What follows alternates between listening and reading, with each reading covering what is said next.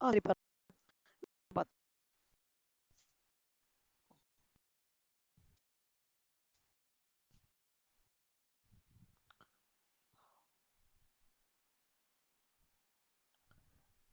Share பண்றேன் ஸ்ரீதேவி.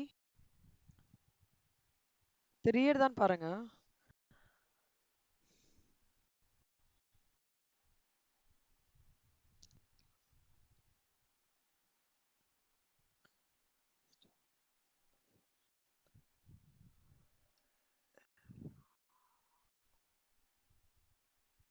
ஆ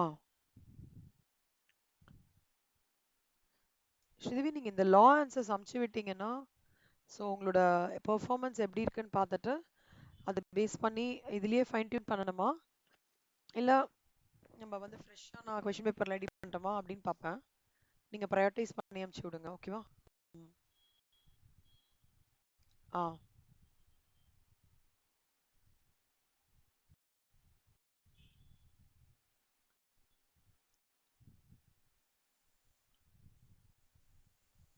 so இந்த illustration ஒன்லாம் பார்த்துட்டோம் இல்லையா? ஆ valuation valuation rules correct. So இப்போ இந்த வந்து வேல்யூவேஷன் ரூல்ஸ் பார்த்தீங்கன்னு வச்சுக்கோங்களேன், இம்போர்ட்டடோ எக்ஸ்போர்ட்டடோ ரெண்டுமே வந்து இம்போர்ட்டட் எக்ஸ்போர்ட் ரெண்டுமே வந்து பார்த்தீங்கன்னா எதர் ஸ்பெசிஃபிக்கா இல்லை ஆட் வேலரம் பேசிஸ்ன்னு சொல்லுவாங்க. ஆட் வேலரம் பேசிஸ்னா ரொம்ப சிம்பிள் ஸ்ரீதேவி. ஒரு வேல்யூ ஆஃப் தி கூட்ஸ்ல வந்து ஒரு பர்சன்டேஜ் வந்து கால்குலேட் பண்ற மாதிரி இருக்கும், ஓகேவா? ஸோ அதுல வந்து on the basis of tariff value இந்த பேன்ஸ் ஆஃப் டிரான்சாக்ஷன் வேல்யூ ரெண்டு இருக்கு. டிரான்சாக்ஷன் கூட்ஸ்ன்றது வந்து எப்படின்னா, எவ்வளோ ப்ரைஸ் நம்ம பே பண்ணியிருக்கோம், இல்லை India when sold for export to இந்தியாவா, அண்ட் பையர் அண்ட் செல்லர் வந்து நாட் ரிலேட்டடாக இருக்கணும், related price is the sole consideration. இந்த மாதிரி சில கண்டிஷன்ஸ் வந்து கம்ப்ளை ஆகும்போது அதை பேஸ் பண்ணி valuation of imported goods transaction value வந்து அசஸ் பண்ணுவாங்க. அதுக்கப்புறம் வந்து வேல்யூவேஷன் ஆஃப் எக்ஸ்போர்ட் கூட்ஸ்ன்றது எப்படின்னா, அதே மாதிரி தான் price actually paid when sold for export for delivery இது buyer of the goods or not related prices அது மாதிரி பண்ணுவாங்க. So valuation on the basis of transaction வேல்யூக்கு வந்து there is goods importedக்கு ஒரு வேல்யூவேஷன், எக்ஸ்போர்ட்டடுக்கு வேற வேல்யூவேஷன். பட் தட் அதை இன்டர்மீடியட் இது இருக்கு இல்லையா, points, in the sense where the common points where they say buyer and seller வந்து நாட் ரிலேட்டட், அது எல்லாமே காமன் தான் ஸ்ரீதேவி.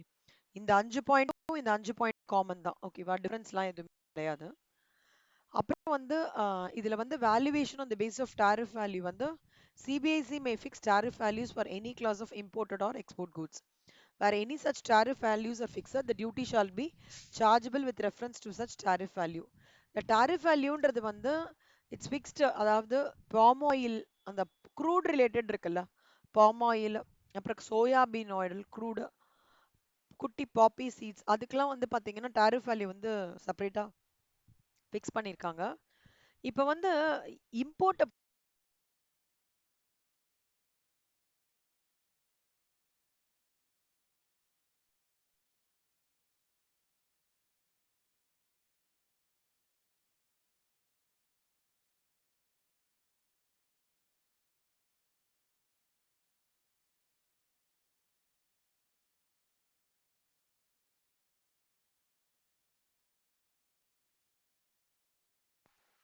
கேட்குறதா? சாரி, தெரியாம அந்த ரெட் லைட் பட்டன் ப்ரெஸ் ஆயிடுது. அதாவது ரேட் ஆஃப் எக்ஸ்சேஞ்ச்னா என்ன அர்த்தம்னா, as in force,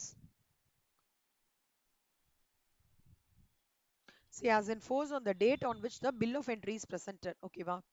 shipping bill of export அது கூட இருக்கலாம். the price வந்து will be calculated with reference to the rate of exchange as in force. Import பார்த்தீங்கன்னு வச்சுக்கோங்க ஸ்ரீதேவி, பில் ஆஃப் என்ட்ரி ஞாபகம் வச்சுக்கோங்க. எக்ஸ்போர்ட்டை பொறுத்த வரைக்கும் ஷிப்பிங் பில், ஓகேவா? இது ரொம்ப இம்பார்ட்டன்ட். அந்த அமால்கமேஷனோடதும் பீஸ்மீல் ஓடதும் இன்னைக்கு அமுச்சு விட்டுறேன், ஓகேவா? நோட்ஸ். அப்புறம் பிரான்ச் டிபார்ட்மெண்ட் கேட்டிருந்தீங்கல்ல, அதுவும் அமுச்சு விட்டுறேன்.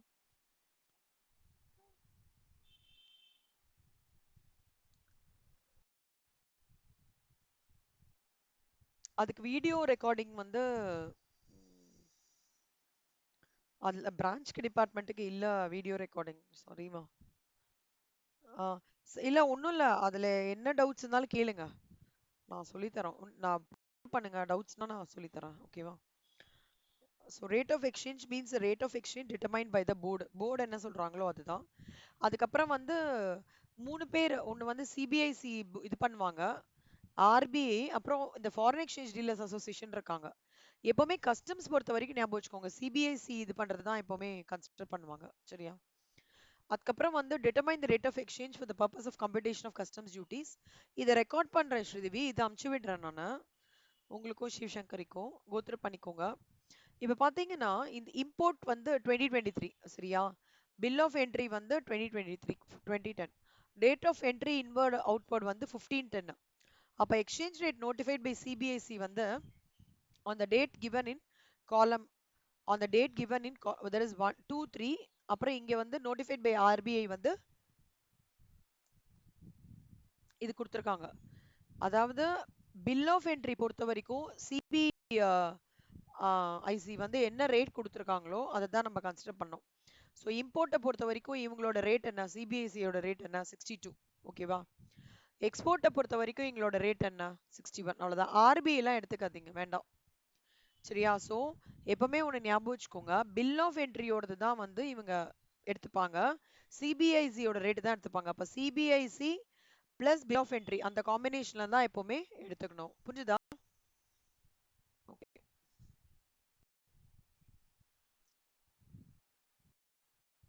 ஒரே ஒரே நிமிஷமா, ஒரே நிமிஷமா. சொல்லுமா சொல்லுமா.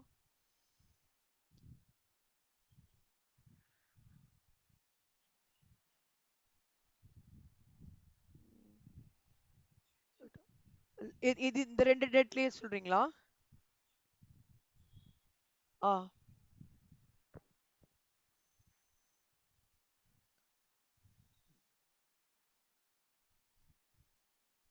ஆமா. இம்போர்ட்டுக்கு 62 இல்ல. எப்பவுமே டேட் ஆஃப் என்ட்ரி இன்வர்ட்ஸ் ஏர்லியர்லாம் இல்ல, இதுதான் எடுத்துக்கணும்.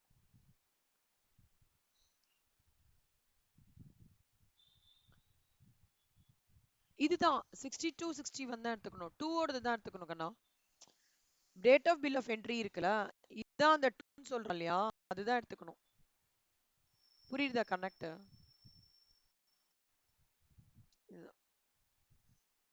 இல்ல இல்ல இல்ல இல்ல. பில் ஆஃப் என்ட்ரியோட ரேட்டு தான் சிபிஐசி ஃபிக்ஸ் பண்ணியிருக்கிறது என்னன்றதை எடுத்துக்கணும். அந்த காம்பினேஷன் தான். So CBSE plus bill of entry ஞாபகம் வச்சுக்கோங்க. ஓகே. கஸ்டம்ஸ் வேல்யூவேஷன்ன்றது எப்படின்னா primary method transaction method. Secondary வந்து transaction value of identical goods, similar goods, deductive value, computed value, residual value எல்லாமே இருக்கு. இப்போ டிரான்சாக்ஷன் வேல்யூ அப்படின்னு பார்த்தோம் அப்படின்னா the sale is in the ordinary course of trade under fully competitive conditions. There is no restrictions as to the ஒரே நிமிஷம்.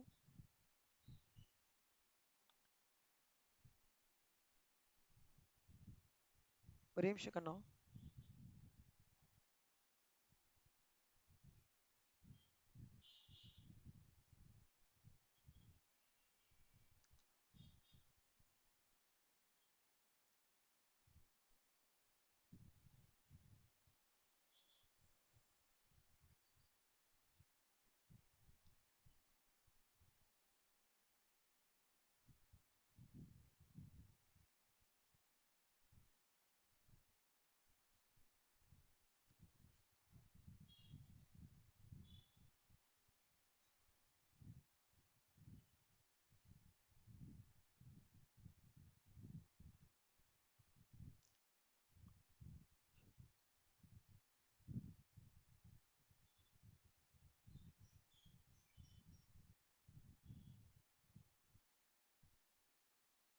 Next வந்து இதுல ஒன்னொன்னா எக்ஸ்பிளைன் பண்றேன் ஸ்ரீதேவி. டிரான்சாக்ஷன் வேல்யூ அப்படின்னா என்ன அர்த்தம்னா the sale is in the ordinary course of trade under fully competitive conditions. There are no restrictions as to disposition or use of the goods by the buyer other than restrictions. சிம்பிளா புரிஞ்சுக்கோங்க. Transaction வேல்யூனா என்னன்னா எப்பவுமே வந்து ஒரு sale வந்து ordinary கோர்ஸா நடக்கிற மாதிரி இருக்கணும். ஓகேவா? அதே மாதிரி ஏதாவது ஒரு யூஸ் ஆஃப் கூட்ஸ், பையர் பண்ற யூஸ் ஆஃப் கூட்ஸ்ல வந்து which are imposed or required by law or by authorities in India, or limit the geographical area in which the goods may be resold, do not substantially affect the value of the goods. See, restrictions எதுவுமே இருக்கக்கூடாது கண்ணா. ஓகேவா?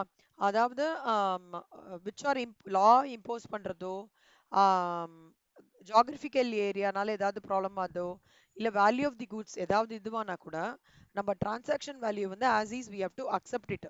சரியா? அதாவது லீகலா வந்து இது பண்ணக்கூடாதுன்னு லா சொன்னானா அப்பனா நம்ம அந்த டிரான்சாக்ஷன் பண்ணக்கூடாது. பட் அதை தவிர இருக்கிற எந்த டைப் ஆஃப் டிரான்சாக்ஷன்ஸும் நம்ம வந்து அக்செப்ட் பண்ணி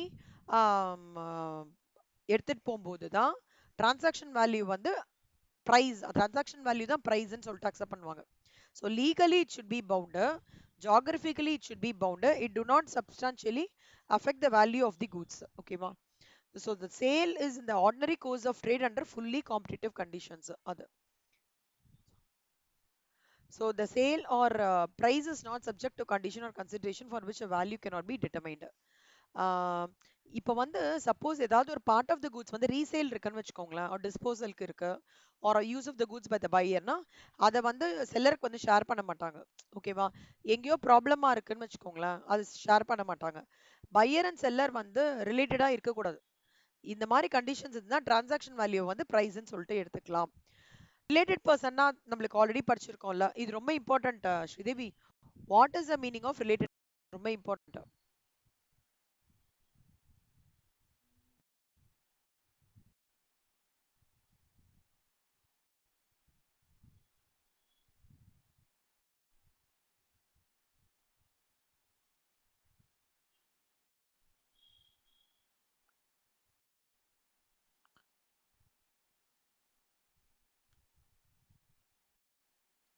So transaction value can be accepted through sale is made to a related buyer.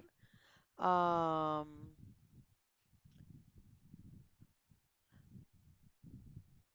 transaction value of imported goods na என்ன அப்படின்னு பாத்தீங்கன்னா, இந்த டிரான்சாக்ஷன் வேல்யூ சேர்த்து ஓகேவா, கமிஷன், கண்டெய்னர்ஸோட காஸ்ட், சரியா, காஸ்ட் ஆஃப் பேக்கிங், இதெல்லாம் இன்க்ளூட் பண்ணிக்கலாம். அதே மாதிரி appropriate value of the goods or services supplied by the buyer free of charge or reduced cost. மெட்டீரியல்ஸா இருக்கட்டும், டூல்ஸ், டைஸ் எல்லாத்தையுமே இன்க்ளூட் பண்ணலாம். அப்புறம் ராயல்ட்டி இன்க்ளூட் பண்ணிக்கிறோம். சரியா? அது எல்லாமே வந்து பார்ட் ஆஃப் இது. இது ஒரு குட்டி சம் வச்சு நம்ம பார்க்கலாம், ரொம்ப ஈஸியா இருக்கும் உங்களுக்கு. இப்போ வந்து பிரைஸ் ஃபார் த டெலிவரி, இப்போ இம்போர்ட்டட் கூட்ஸோட பிரைஸ் வேல்யூ என்ன அப்படின்னா, shall be the price for the delivery at the time and place of importation. It includes the cost of transport, loading, unloading, handling charges associate with the delivery of imported goods to the place of importation. அப்புறம் வந்து cost of insurance to the place of importation. ஓகேவா? Suppose எனக்கு cost அசர்டைன் பண்ண முடியலன்னா இதெல்லாம் பண்ணணும். Cost of டிரான்ஸ்போர்ட்னு வச்சுக்கோங்களேன், என்னால் காஸ்ட் டிரான்ஸ்போர்ட்டேஷன் காஸ்ட் அசர்டைன் பண்ண முடியல ஸ்ரீதேவி, அப்போ என்ன பண்ணணும்னா free on board 20% of free on board கொடுத்துருப்பாங்க, அதில் கால்குலேட் பண்ணிக்க. பிரேக் ஆகுதா? இப்போ எப்படி கேட்குதா? ஆ, காஸ்ட் ஆஃப் இன்சூரன்ஸ் வந்து பார்த்தீங்கன்னா,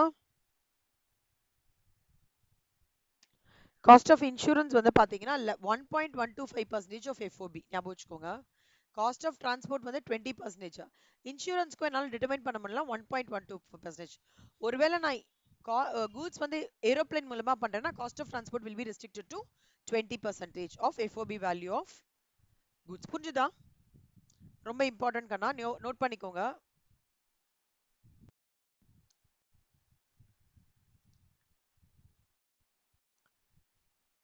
அந்த டவுட்ஸ்லாம் கன்சாலிடேட் பண்ணிட்டீங்களா கண்ணா?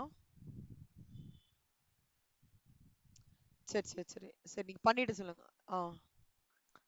ஏன்னா நான் வந்து அட்லீஸ்ட் நான் லீவ் பண்றதுக்கு போறதுக்கு முன்னாடி I thought I could sit and clarify. இன்னொன்று ஃபுல் பேப்பர் நம்ம எழுதுறதுக்கு முன்னாடி டவுட்ஸ்லாம் கிளாரிஃபை ஆயிடுச்சுன்னா ஈஸியாக இருக்கும் இல்லையா? அதுக்கு தான்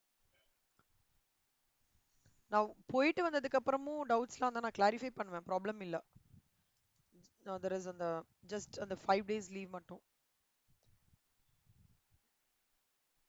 அப்புறம் வந்து லைக் கிளாஸ் இருக்காதெல்லாம் நினச்சிக்காதீங்க, கிளாஸ் கண்டிப்பாக இருக்கும். நீங்கள் அடுத்த நாள் எக்ஸாம் போகிற வரைக்கும் கிளாஸ் முந்தின நாள் ரீகேப் பண்ணுவேன். ஓகே, அதனால full support I will provide you. But then நீங்கள் கொஞ்சம் அட்வான்ஸாக அது பார்த்துட்டீங்கன்னா நானும் என்லேருந்து ஒர்க் பண்ண ஈஸியா இருக்கு அதுக்காக. ஆ எனக்கு ஒரு ஒன் டே ஆகும் அது எக்ஸல்ல போட்டு ரெடி பண்றது. எஃப்ஓபி வேல்யூவோட ஃபார்மேட் இங்க இருக்கு பாருங்க ஸ்ரீதேவி. ஸ்ரீதேவி இது கண்டிப்பா கேட்பாங்க ஸ்ரீதேவி ஒரு கொஸ்டின். போன வாட்டி வந்துதான்னு எனக்கு தெரியல. ஆனா எங்களுக்கு ஃபைனல்ல வந்து எப்பவுமே இந்த வந்துதா. ஓகே. ஸோ இது வந்து ஓ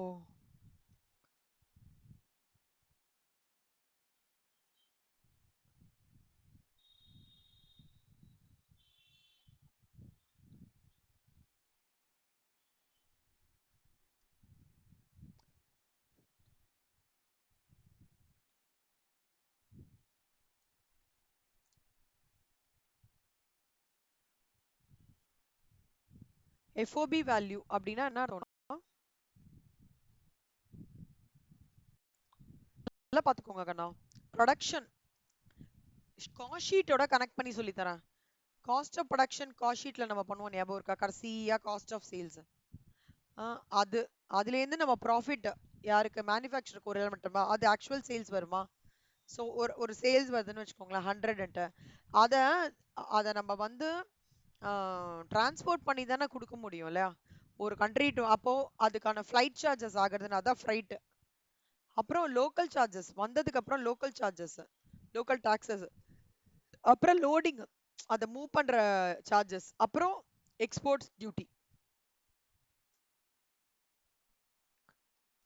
இது ஞாபகம் வச்சுக்கோங்க சரியா. So cost of sales profit அப்புறம் அதுல வந்து சேல்ஸ்.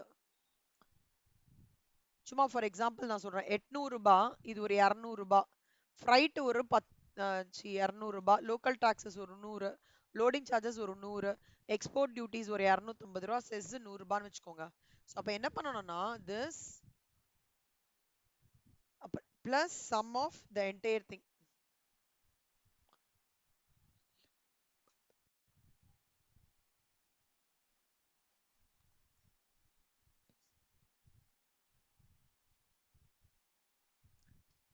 ஓகேவா. ஸோ அதுதான் அந்த வேல்யூ ஆஃப் மெட்டீரியல் வந்து இது ஃப்ரைட்டு எல்லாத்தையுமே ஆட் பண்ணி so you will get to know free on board.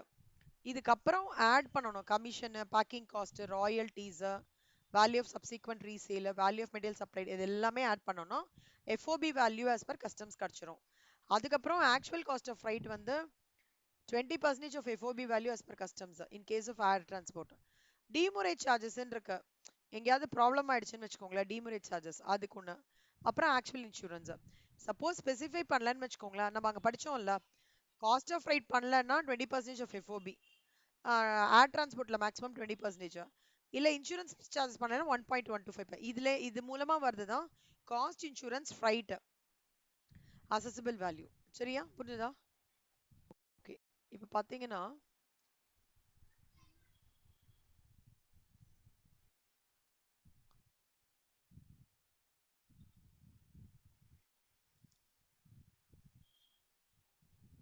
கண்டுபிடிச்சுக்கணும். Correct correct.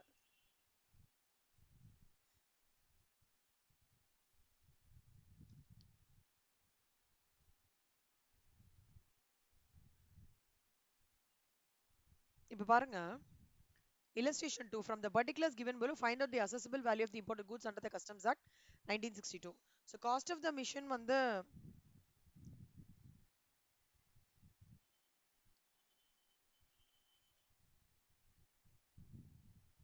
so cost of the mission வந்து 20,000 ஓகேவா.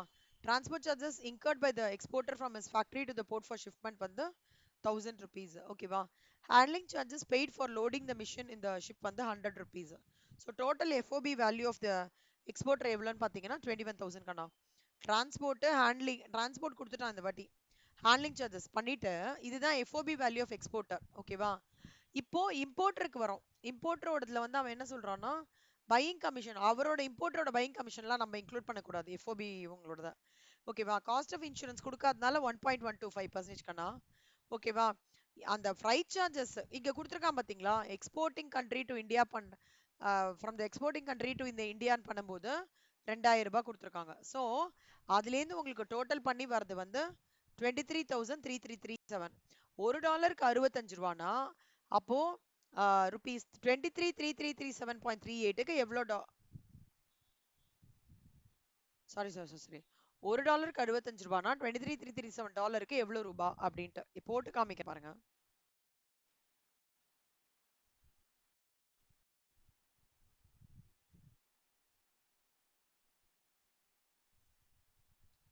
புரிஞ்சுதாடா இது வரைக்கும்? எதுவும் டவுட்லாம் எதுவும் இல்லல்ல? சோஃபார் இப்ப நீங்க என்கிட்ட ஜாயின் பண்ணதுல இருந்து நான் சொல்லி தரது எல்லாமே புரியுறது இல்ல, எதுவும் டவுட் இல்லல்ல? கிளியரா புரியுதுல்ல? சரி, ஓகே.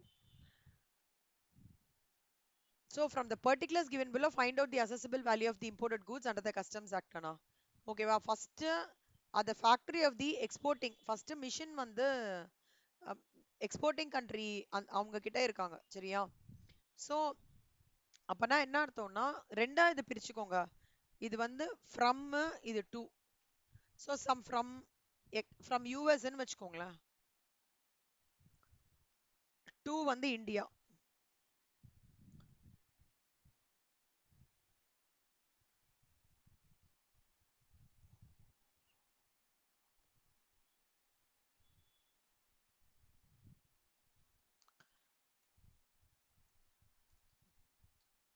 கொஸ்டின் நல்லா பாத்துக்கோங்க Sridevi.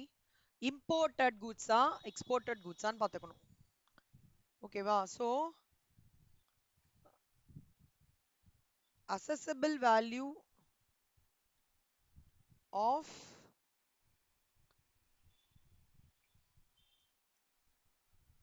of the imported goods under the Customs Act 1962.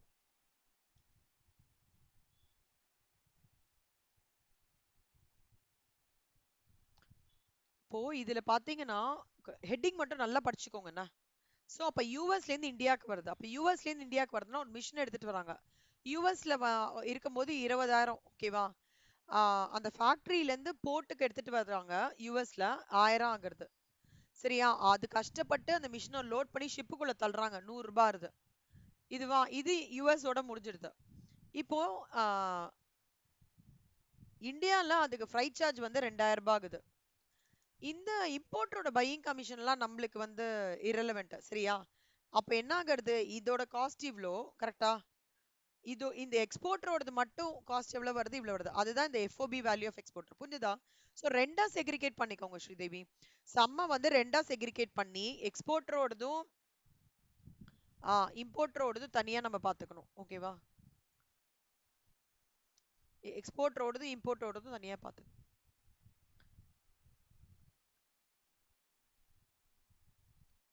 So அப்படி பண்ணும்போது உங்களுக்கு ஈஸியா தெரியும். ஓகே, இமேஜின் பண்ணிக்கோங்க, அதாவது எக்ஸ்போர்ட்டரோட பிளான்ட்ல இருந்து ஏர்போர்ட்டுக்கு போறது, ஏர்போர்ட்ல இருந்து கஷ்டப்பட்டு அதை வந்து உள்ள அதாவது cost of the machine first, அதை கஷ்டப்பட்டு ஏர்போர்ட்டுக்கு எடுத்துட்டு வர்றாங்க, அந்த டிரான்ஸ்போர்ட்டேஷன் சார்ஜஸ். அங்கேருந்து கஷ்டப்பட்டு அந்த மிஷினை தூக்க முடியாம தூக்கி உள்ள வைக்கிறாங்க, அது ஹேண்ட்லிங் சார்ஜஸ். அதெல்லாம் எக்ஸ்போர்ட்டர் கம்பெனியோட முடிஞ்சிருச்சு. அந்த வேல்யூ தான் என்னது, எஃப்ஓபி வேல்யூ ஆஃப் எக்ஸ்போர்ட்டர், புரிஞ்சுதா? ஏய் சூப்பரா ஸ்கோர் பண்ணணும் ஸ்ரீதேவி, சரியா? நீங்களும் சிவசங்கரியும் ரொம்ப இம்பார்ட்டன்ட். என்ன சப்போர்ட் என்னால பெஸ்ட் என்ன கொடுக்க முடியுமோ வித் கிவன் சிலபஸ் என்ன கொடுக்க முடியுமோ நான் கண்டிப்பா பண்றேன். நல்லா படிங்க. நெக்ஸ்ட் வந்து இப்போ வந்து கமிஷன் எடுத்துக்காதீங்க. ஃப்ரைட் சார்ஜஸ் வந்து 2000 சொல்றாங்க இல்லையா? இன்சூரன்ஸ் வந்து ஃப்ரைட் சார்ஜஸ் தான் கொடுத்துருக்காங்க, இன்சூரன்ஸ் கொடுக்கல. அப்ப இன்சூரன்ஸ் என்ன வேல்யூ, 1.1%, கரெக்டா? ஸோ 1.1%ன்றது எஃப்ஓபி வேல்யூல வந்து 1.21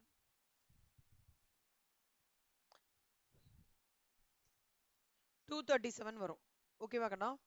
அப்புறம் இது டோட்டலா அப்ப வந்து இதோட சேர்த்து பாத்தீங்கன்னா, இது ரெண்டுத்தையும் சேர்த்து பாத்தீங்கன்னா 23,337. அப்போ $1 எனக்கு இந்த சம்ஸ்லாம் ரொம்ப பிடிக்கும், ஃப்ரெண்ட்ஸுக்குலாம் சொல்லி கொடுப்பேன் ஸ்ரீதேவி.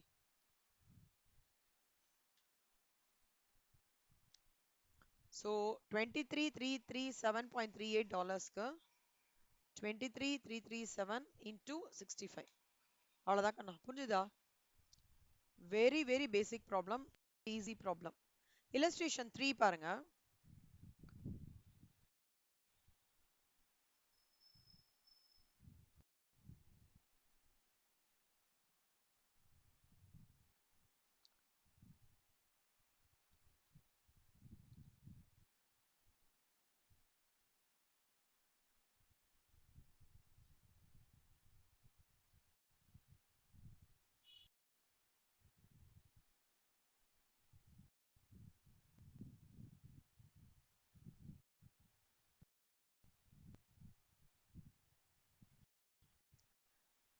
ஸோ கொஷின்ல என்ன கொடுத்துருக்காங்க, இம்போர்ட் பண்றாங்க. ஓகேவா? So what is given first.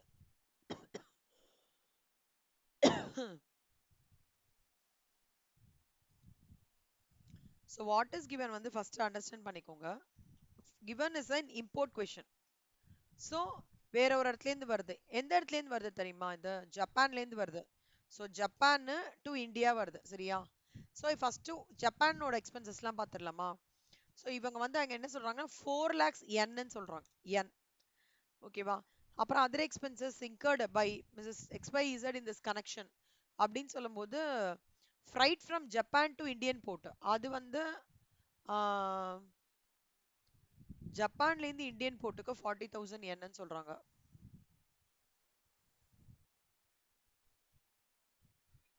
Fried from Japan to Indian. Okay. Insurance paid to insurer in India 20,000. Designing charges paid to அந்த டிசைனிங் சார்ஜஸ் கண்ணா 60,000 ஜப்பானோட காஸ்ட். சரியா? அதுக்கப்புறம் வந்து XYZ has expended the other expenses incurred by Mrs. XYZ in this connection-லாம் சொல்றாங்க.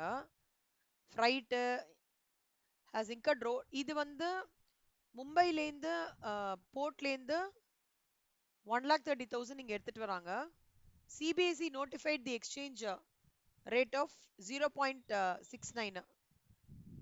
Inter bank rate வந்து 1 yen is equal to 0.70. So எப்பவுமே ஞாபகம் வச்சுக்கோங்க ஸ்ரீதேவி, சிபிஎஸ்இ ரேட் தான் எடுத்துக்கணும். சரியா? So 1 yen is equal to 0.69 அதுதான் எடுத்துக்கணும். XYZ has affected payment to the bank based on இது. Okay.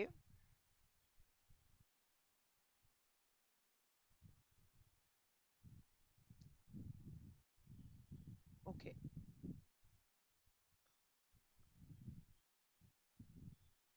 Commission payable to the agent in India was 5% cost of the equipment in Indian rupees.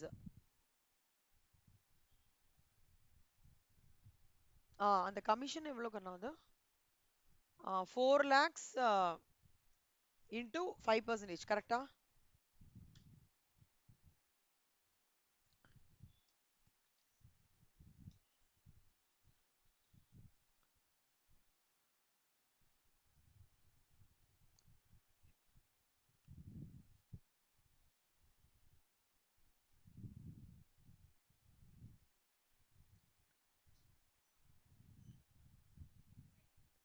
இதுதான் FOB value அண்ணா. இப்போ இந்த freight from Japan to Indian port இருக்குல்ல, அது 40,000 என்ன?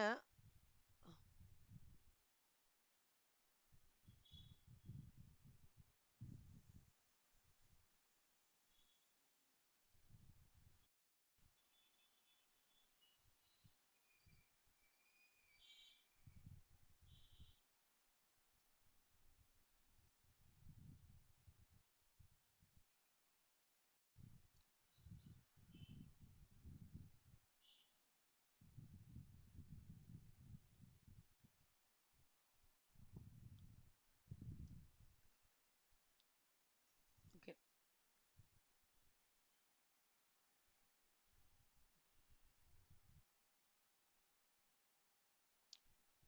இப்போ இது வந்து எண்ல இருக்கு.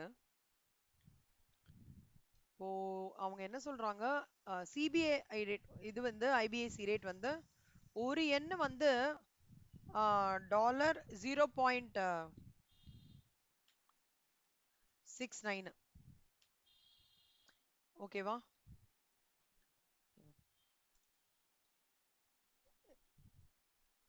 இது எண்ல தான் இருக்கு கண்ணா.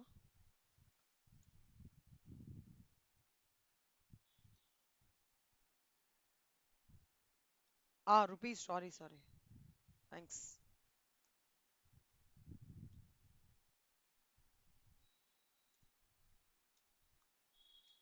0.6. ஸோ 3,31,200. இப்போ ருபீஸ்ல கன்வெர்ட் பண்ணிட்டோம். ஸோ இந்தியாவுக்கு வந்தாச்சுனால rupees.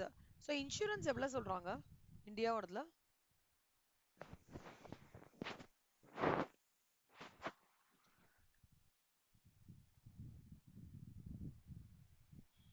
Commission to India 5% of the இது. இன்சூரன்ஸ் வந்து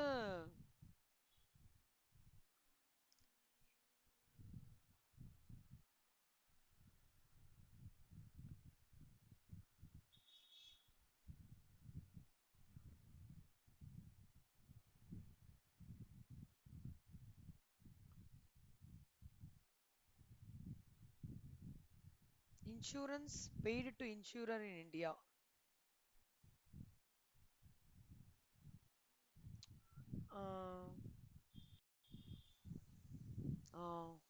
பார்த்துட்டேன் பார்த்துட்டேன்.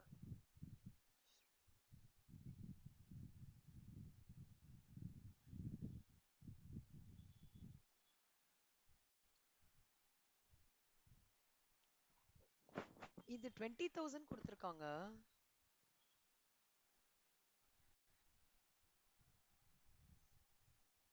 ஒரே நிமிஷம்.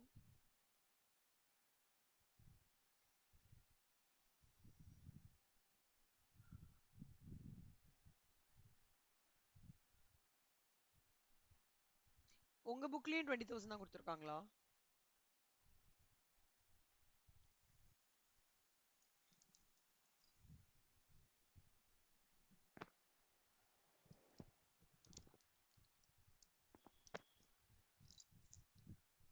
கேரேஜ்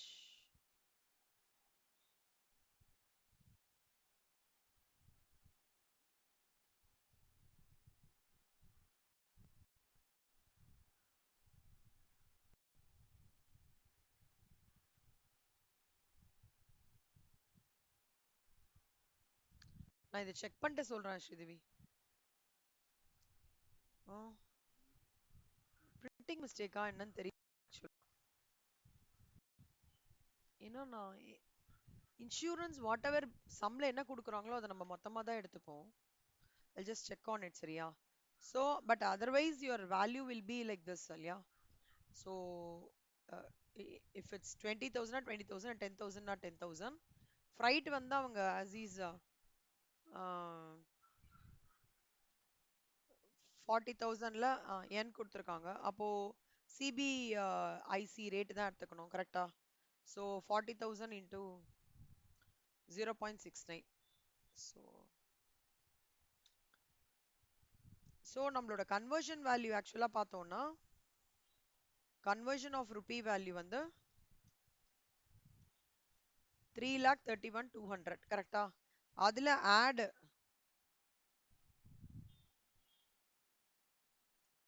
37,600.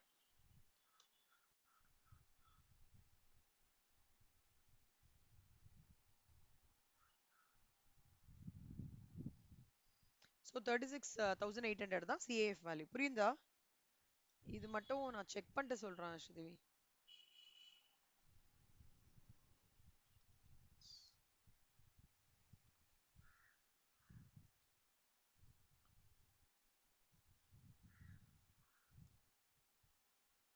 இது வந்து ரெஜிஸ்ட்ரேஷன் 4. ஸ்ரீதேவி, இப்போ ஒருவேளை அந்த இன்சூரன்ஸ் ஃப்ரைட்டு கொடுக்கலன்னா நம்ம என்ன பண்ணுவோம் ஸ்ரீதேவி?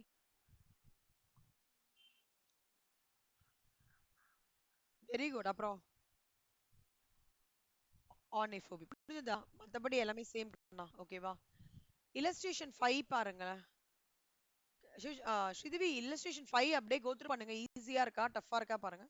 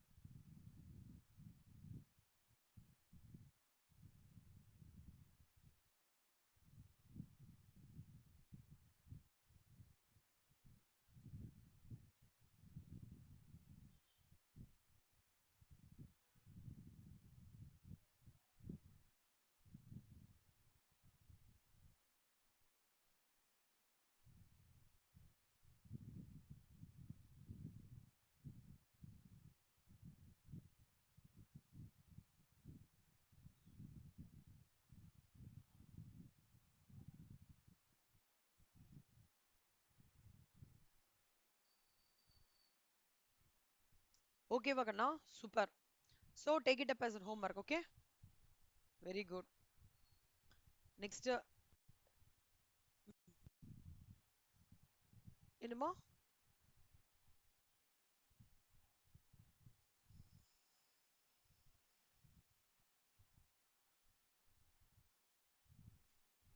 இல்ல இல்ல அது எடுத்துக்க வேண்டாம். எடுத்துக்க வேண்டாம், எடுத்துக்க.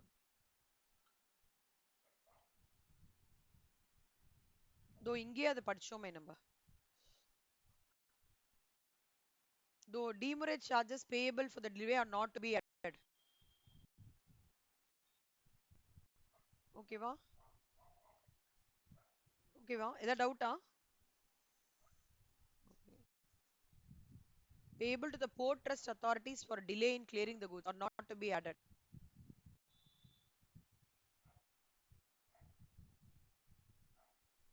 For delay in clearing the mission from the இது ஆட் பண்ண வேண்டாம் இது. Okay. Demurrage charges for the delay in clearing the port இது வந்து ஆட் பண்ண வேண்டாம். ஓகேவா? சூப்பர். நெக்ஸ்ட் வந்து illustration 6 வந்து importing goods from Switzerland. சரியா?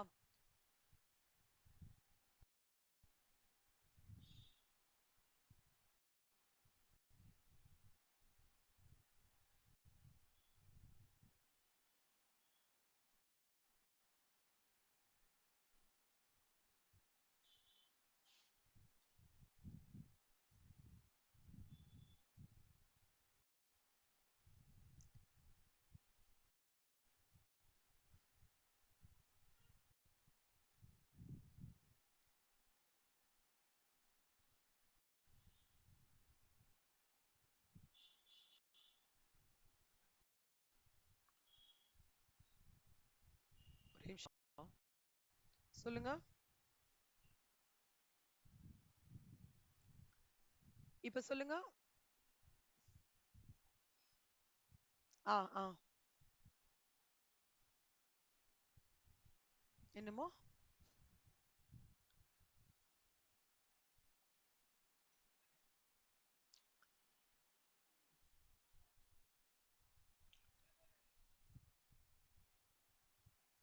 ஆமாமா ஆமா ஆமா ஆமா ஆமா.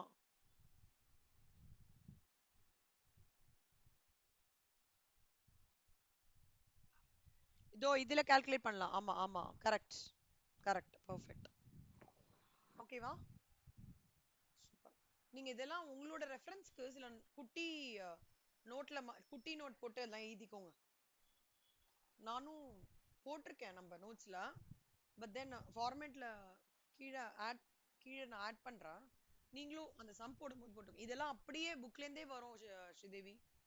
அப்படியே நான் சொல்றேன். ஜி ஜிஎஸ்டியும் கஸ்டம்ஸும் புக்ல இருந்து தான் கேட்பாங்க. புக்ல இருக்கிற சம் தான் கேட்பான், வேற எதுவுமே கேட்க மாட்டான். எனக்கு டைரக்ட் டாக்ஸ் தெரியல, நான் ஃபுல்லா ரிவ்யூ பண்ணல. ஆனா 99% புக்ல இருக்கிற சம்ஸ் மட்டும்தான் வரும். அப்படியே மாறினாலும் புக்ல இருக்கிற ஃபார்மேட் தான் வரும், தவிர டிஃப்ரெண்டா வராது கண்டிப்பா. அதனால அது அதை நான் அந்த கண்டிப்பா அதை மட்டும் நான் சொல்லுவேன். அதனால டைரக்ட் இன்டைரக்ட் டாக்ஸ்ல வந்து நீங்க நல்லா ஸ்கோர் பண்ணலாம் சூப்பரா. ஓகேவா? அது நான் டேம் ஷூரா ஒரு 100% கேரண்டியா சொல்லுவேன். இருக்கிற சம் தான் கேட்பாங்க. அப்படியேனாலும் புக்ல இருக்கிற மாதிரி தான் கேட்பாங்க, கொஞ்சம் நம்பர் மட்டும் மாறலாம்.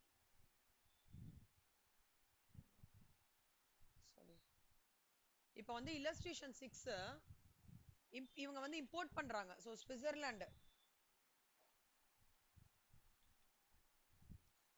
யா இங்க வந்து இந்தியாக்கு வருது. சோ ஸ்விட்சர்லாந்துல வந்து எவ்வளவு தூரம்னா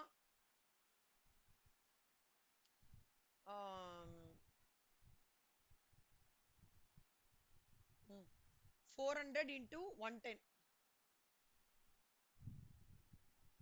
44,000. ஓகேவா? ஃப்ரைட் வந்து அவங்க சொல்றது வந்து வெசல் வந்து $5,000 சொல்றாங்க. Demurrage charges paid to the port authority, இந்த 1000 rupees எடுத்துக்க கூடாது. அப்புறம் இன்சூரன்ஸ் வந்து ஒரு 50 சொல்றாங்க. Insurance fried கொடுத்துட்டாங்களோ? டாலர்ஸ்ல தான் கொடுத்துருக்காங்க. கரெக்ட்.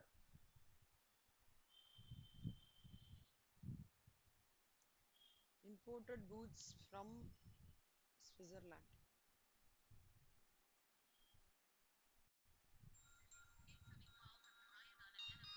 ஒரே ஒரே நிமிஷம்மா, சாரி. ஒரே நிமிஷம்.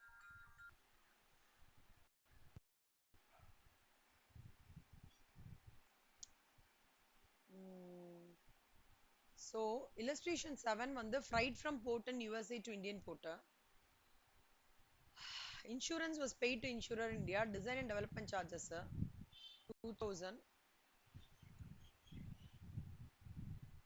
அப்புறம் spent an amount of FOB $50,000 for development work. இது வந்து பேஸ் வந்து 10,000 டெவலப்மெண்ட் சார்ஜஸ். அப்புறம் வந்து 700 ஓஷன் ஃப்ரைட். அதுக்கப்புறம் இதுலேருந்து கன்வர்ஷன் பண்ணுறோம். இன்சூரன்ஸ் வந்து 6,000 rupees கொடுத்துருக்காங்க. சரியா, ஆல்ரெடி கொடுத்துருக்காங்க. இதெல்லாம் கொஞ்சம் ஸ்ட்ரெயிட் ஃபார்வர்ட் தான். ஸோ கமிஷன்ன்றது வந்து ஒரு அவங்க எவ்வளோ சொல்கிறாங்க கமிஷன்னு, இதுவும் சிபிஐசியோட ரேட் தான் எடுத்துக்கணும். சரியா, ஸோ 5% சொல்கிறாங்க on FOB. Ad commission $500 into 75.60.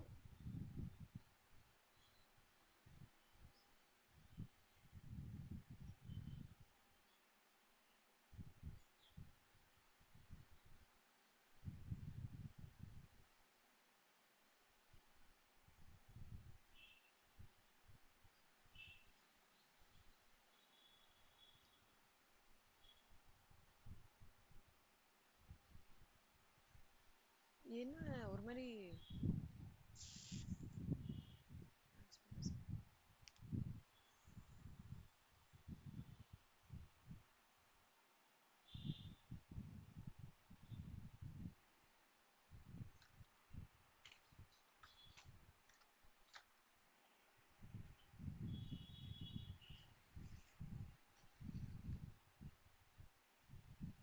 500 US dollars.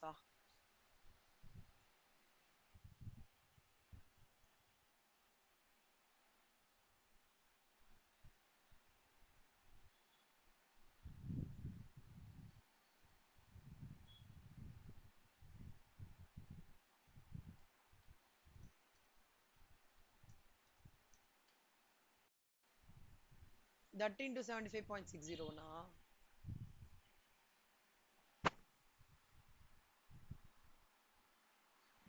Commission is payable to the agent in Indian rupees.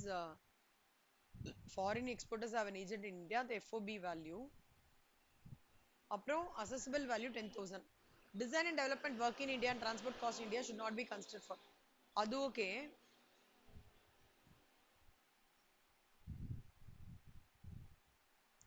But commission calculation நம்ம எப்பவுமே இப்படி தானே பண்ணுவோம்ல ஸ்ரீதேவி, இந்த மாதிரி தான் பண்ணுவோம். ஃப்ரைட் அண்ட் இன்சூரன்ஸ்க்கு மட்டும்தான் we will have a calculation of 20% இல்லையா? சரி, ஓகே. சரி கண்ணா, ரைட். இது புரிஞ்சுதா உங்களுக்கு? ஓகே. இப்போ வந்து ஐடென்டிக்கல் கூட்ஸோட டிரான்சாக்ஷன் வேல்யூ பார்க்க போறோம். ஐடென்டிக்கல் கூட்ஸ்னா என்ன அர்த்தம் அப்படின்னா, the value of imported goods shall be the transaction value of identical goods sold for export to India and imported at or about the same time as the goods being valued. Okay, identical goods ன்றது என்னன்னா imported goods. import identicalனா என்ன அர்த்தம்? ஒரே மாதிரி இருக்கும். சரியா, same in all the respects, produced in the countries in which goods being valued were produced. இப்ப கேக்குறதா? Okay, the identical goods வந்து do not include goods where engineering, development, artwork, design work, plan and sketch was done by the buyer. Okay வா? Okay. Identical goods, similar goods அப்படின்றது வந்து சிமிலர்னா வந்து எப்படின்னா இப்படி நான் சொல்றேன், not alike in all respects, but அதோட கேரக்டரிஸ்டிக்ஸ் ஃபீச்சர் இருக்கும். ஓகேவா? such goods can be commercially interchangeable with the goods being valued. இதுனா டக்குனா எனக்கு என்ன ஞாபகம் வருதுன்னா, சாஃப்ட் டச்சும் கம்ஃபர்ட்டும் இருக்கும்ல, அது சிமிலர் கூட்ஸ் கண்ணா. சரியா? as usual produced in the country in which goods were being valued. Similar goods not includes where engineering, development, artwork அதெல்லாம் involve இருக்கிறது. அப்புறம் அடுத்தது வந்து வேர் வேல்யூ cannot be determinedன்னு வச்சுக்கோங்களேன். அந்த மாதிரி டைம்ல வந்து இந்த ப்ராப்பர் ஆஃபீஸர் இருப்பார்ல, அவர்கிட்ட இருக்கிற அவர் சொல்ற ரூல்ஸ் அண்ட் ரெகுலேஷன்ஸ் படி ஃபாலோ பண்ணும். ஓகேவா? However, the request of importer with the approval of a proper officer, it should be done. Deductive valueன்றது வந்து எப்படின்னா ஐடென்டிக்கலோ சிமிலரோ whatever it is sold in India, that time value of the imported goods will be the based on unit price of such goods which are sold in the greatest aggregate quantity to the unrelated person. இதை நல்லா note பண்ணிக்கோங்க. இதை நல்லா note பண்ணிக்கோங்கம்மா. ரொம்ப ரொம்ப important. Deductive valueன்றது என்னன்னா, when the goods being valued or identical or similar imported goods are sold to in India or about the time of determination of value, the value of imported goods shall be based on the unit price at which the goods are sold in the greatest aggregate quantity to the unrelated person in India. Okay va? அது ஒண்ணு. So by the commission usually paid or payable or additions usually made for profits in general, the cost of transport இதெல்லாம் okay. இப்போ சேல்ஸோட details கொடுத்துருக்காங்க. ஓகேவா? Imported from Japan. Assessable value calculate பண்ணணும் ஸ்ரீதேவி. ஓகேவா? 1:1க்கு quantity sold price per unit. So இதில் வந்து பார்த்தீங்கன்னா பிரைஸ் பர் யூனிட் வந்து 100 ரூபாய் ஃபர்ஸ்ட் இதுக்கு. சரியா? அதில் குவான்டிட்டி சோல்டு எவ்வளோன்னு பார்த்தீங்கன்னா 1000. அதுக்கப்புறம் அவங்க வந்து ஒரே நிமிஷம். Assuming the expenditure incurred in India is 18 per unit, duty is charged on article at 25%. Social welfare is the ad valorem. இது வந்து டிடக்டிவ் மெத்தட்ல பண்ண அப்படின்றாங்க. So quantities sold at different prices. என்னெல்லாம் டிஃப்ரெண்ட் ப்ரைசஸ்ல குவான்டிட்டி சோல்ட் ஆயிருக்கு? 100 ரூபாயிலேயே வந்து 1000 ரூபாய்க்கும் 100 ரூபாய் தான், 1500 ரூபாய்க்கு 100 ரூபாய் தான். கரெக்டா? அதே மாதிரி 98 ரூபாய் வந்து 2000 ரூபாய்க்கு 98 ரூபாய், 1000 ரூபாய்க்கு 98 ரூபாய், இந்த செட் ஆஃப் 1000 ரூபாய்க்கு 98 ரூபாய். அதே மாதிரி 101 ரூபான்றது 500 ஒன்று தான் இருக்கு 101 ரூபாய். 100ன்றது வந்து அடுத்த கேட்டகரி. இதான் 100. ஸோ இப்போ என்ன பண்ணணும்னா, இப்போ 1000 + 500 100 ரூபாய் ரேட்ல 1000 + 500. ஓகேவா? 98 ருபீஸ்ல தான் 3 கேட்டகரி. 2000 + 1000 + 1000. ஓகேவா? அப்புறம் வந்து 101ல வந்து 500. ஓகேவா? 99ல வந்து 1500. இப்போ இப்படி பார்க்கும்போது என்ன அர்த்தம் அப்படின்னா, the greatest number of units sold at a particular price வந்து என்னன்னா 4000 units. புரிஞ்சுதா? ஜாஸ்தி நம்பர் ஆஃப் யூனிட்ஸ் எப்படி இருக்கோ அதை மேட்ச் பண்றதுக்குன்னா, ஸோ இதோட அசசிபிள் வேல்யூ அப்படி எப்படி பண்ணுவோம்னா, assessable value plus customs duty is equal to unit sale price as computed minus expenditure. Accessible value plus 25% of accessible value is equal to 98 minus 18. 98ன்றது unit sale price. ஓகேவா? Minus 18ன்றது அவன் already வந்து கொடுத்துருக்கான் ஒரு யூனிட்டுக்கு எக்ஸ்பெண்டிச்சர் ஆகுதுன்ட்டு. அப்பனா என்ன அர்த்தம்னா, நம்ம அசசிபிள் வேல்யூ வந்து 25% ஆஃப் அசசிபிள் வேல்யூன்னு அவங்க கொடுத்துருக்காங்க. ஓகேவா? Including WS duty charge. இப்போ எப்படி தெரியுமா எக்ஸ்ன்னு அசியூம் பண்ணிக்கிறோம் Sridevi. Let the value of assessable value be X. அப்ப கஸ்டம்ஸ் டியூட்டி வந்து 25% ஆஃப் எக்ஸ். சரியா? அப்ப 125% ஆஃப் அசசிபிள் வேல்யூ 80னா, அப்ப என்ன assessable value is equal to 80 divided by 125.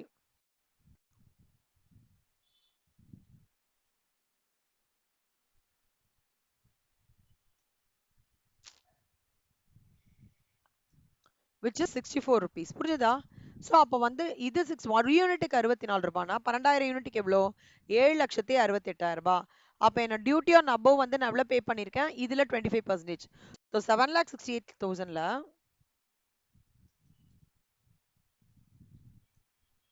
1,90,000. புரிஞ்சுதா? புரிஞ்சுதா கண்ணா? 7,68,000ல 25%. அவ்வளோதான். புரிஞ்சுதா நிசம்? Very good.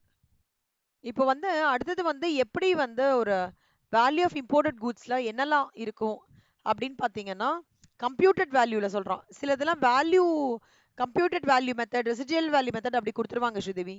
சரியா கண்ணா? ஸோ நம்ம வந்து அதுக்கு தகுந்த மாதிரி we will have to fine tune it. So value of materials, fabrication or other processing employed in producing the imported goods. அப்புறம் the amount for general expenses and profits made by producing the country for exportation. Cost of இது normally possible எப்ப தெரியுமா? Importer இந்தியால இருந்தும் foreign exporter closely அசோசியேட்டட்னு வச்சுக்கோங்களேன். அந்த மாதிரி டைம்ல இந்த கம்ப்யூட்டட் வேல்யூ இது பண்ணுவாங்க. ஸோ மெட்டீரியல்ஸ் இம்போர்ட்டட் குட்ஸ்க்கு காஸ்ட் ஆஃப் மெட்டீரியல் என்ன, ப்ராஃபிட் என்ன, ஆட் ஆல் தி எக்ஸ்பெண்டிச்சர், அவ்வளவுதான். ரெசிடுவல் அப்படின்னாலே என்ன அர்த்தம்? மிச்ச மீதி இல்ல. ஸோ ஸோ மிச்ச மீதின்னு வரும்போது it goes like this. No, values or determined shall not exceed the price at which the like goods or ordinary sold or offered for sale for delivery at the time and place of importation. Further, no value shall be determined on the following basis. See, selling price in India of the goods produced in India. அப்புறம் வந்து system which provides acceptance. இதெல்லாம் வேண்டாம் கண்ணா. இதெல்லாம் just மேலோட்டமா பண்ணிக்கோங்க.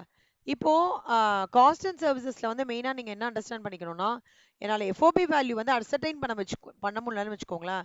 But FOB value of the கூட்ஸும் insurance காஸ்ட்டும் எனக்கு இருக்கு. ஓகேவா? FOB value sustainable. Where the FOB value is not sustainable but the sum இருக்குல்ல, ரெண்டுமே சேர்த்து இருக்குல்ல கண்ணா. எஃப்ஓபி வேல்யூ ஆஃப் கூட்ஸும் இன்சூரன்ஸ் காஸ்ட்டும் சேர்த்து கொடுத்துருக்காங்கன்னு வச்சுக்கோங்க எங்களை.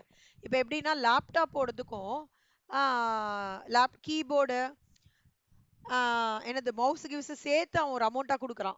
பட் லேப்டாப்போட விலை மட்டும் தெரியலன்னா அப்போ வந்து டிரான்ஸ்போர்ட்டேஷன் காஸ்ட் வந்து 20% ஆஃப் சம்ஸ். அதே தான். எனக்கு வந்து லேப்டாப்போட விலை தெரியல, லேப்டாப்போடதும் வந்து லேப்டாப் எடுத்துன்னு வர காஸ்ட் இருக்குல்ல, அது வீட்டுக்கு எடுத்துட்டு வருது. இல்லை வாஷிங் மிஷின் எடுத்துக்கலாம், வாஷிங் மிஷினோட காஸ்ட் தெரியல.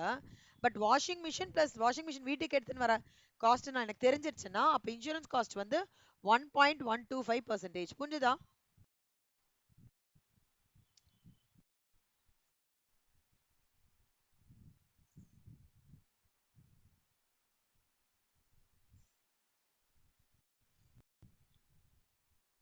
So declaration by the importer. Importer வந்து கிளியராக டிக்ளரேஷன் பண்ணோம். நான் இந்த கூட்ஸ்லாம் தான் இது பட போகிறது, எனக்கு நான் இந்த டாக்குமெண்ட்ஸ்லாம் ஆல்ரெடி வந்து சப்மிட் பண்ணியாச்சு. ஸோ அதை வந்து அது ப்ராப்பர் ஆஃபீஸரும் ஸ்க்ரூட்டனைஸ் பண்ணிட்டானா பிரச்சனை கிடையாது. இதுதான் வந்து இது பேசிக்காக டிக்ளரேஷன் பை இம்போர்ட்டர் எல்லாமே. அடுத்தது rejection of the declare value. ஒரு ப்ராப்பர் ஆஃபீஸர் வந்து அக்யூரசி எங்கேயாவது மிச்சம் ஆயிடுதுன்னு வச்சுக்கோக்கண்ணா, கண்டிப்பாக தே கேன் ரிஜெக்ட் இட். அதுதான் இங்கே சொல்கிறாங்க. அப்புறம் interpretive notes. The interpretive notes specified in the schedule to these rules shall apply for the interpretation. So unit price at which goods are sold in the greatest aggregate quantity means the price at which greatest number of units is sold in sales to the persons who are not related to the persons. இதெல்லாம் வேண்டாங்கண்ணா, சிம்பிளா புரிஞ்சுக்கோங்க. ஒரு sale quantity இருக்கு, unit price இருக்கு, number of sales பண்றீங்க. இப்போ greatest number of units at a price sold எவ்வளோன்னு பார்த்தீங்க அப்படின்னா 80. ஏன்னா ஒரு சேல் இதுதான் வந்து 90 இருக்குன்னு வச்சுக்கோங்களேன். ஓவர் 25,000 யூனிட்ஸ்க்குல அவன் வந்து ஒவ்வொரு இதுக்கு ப்ரைஸுக்குமே யூனிட் ப்ரைஸ் 30, ஆனா சேல் பண்றது வந்து யூனிட் சோல்டு வந்து 80. ஓகேவா? அப்ப யூனிட் பிரைஸ் இந்த கிரேட்டஸ்ட் அக்ரிகேட் குவான்டிட்டிஸ் 90. புரியுதா? அதான். அது அப்புறம் வந்து தேர்ட் எக்ஸாம்பிள் பாருங்களேன். 40 யூனிட்ஸ் 100, சரியா? 30 யூனிட்ஸ் 90, 35 யூனிட்ஸ். அதே மாதிரி டோட்டல் ஸ்டோர் இந்த வந்து greatest number of unit sold வந்து அட் பர்டிகுலர் பிரைஸ் வந்து 65, சரியா? therefore the unit price in the greatest aggregate quantity is 90. புரியுதா உங்களுக்கு? ஓகே. நெக்ஸ்ட் வந்து இப்போ இத்தனை நாளா இம்போர்ட்டட் பார்த்துருந்தோம்ல, இப்போ எக்ஸ்போர்ட்டட் பார்க்க போறோம். Export goods shall be deemed to be the price at which it is ordinarily held for sale for delivery or at the place of exportation. Exportation as usual Kanna. Selling பையருக்கு வந்து interest இருக்க வேண்டாம். One should not have any interest. Price is the sole consideration. Customs வேல்யூல வந்து value of export goods rules 2007ல நிறைய கொடுத்துருக்காங்க கண்ணா. எப்படி இது வேல்யூ பண்ணணும், எப்படி எக்ஸ்போர்ட் வேல்யூவேஷன் வந்து கரெக்டாக பண்ணணும், இன்னொன்று வந்து கம்ப்யூட்டர் வேல்யூ மெத்தட்ல எப்படி பண்ணணும், ரெசிடுவல் வேல்யூ மெத்தட்ல எப்படி பண்ணணும், வாட் இஸ் அ டிக்ளரேஷன், அந்த மாதிரி ரூல்ஸ்லாம் கொடுத்துருக்காங்க. ஸ்ரீதேவி 10-15 மினிட்ஸ் மட்டும் பிரேக் எடுத்துக்கலாமா? கொஞ்சம் வாட்டர் மட்டும் குடிச்சிட்டு வந்துடுறேங்கண்ணா. ஸ்ரீதேவி ஓகே கண்ணா.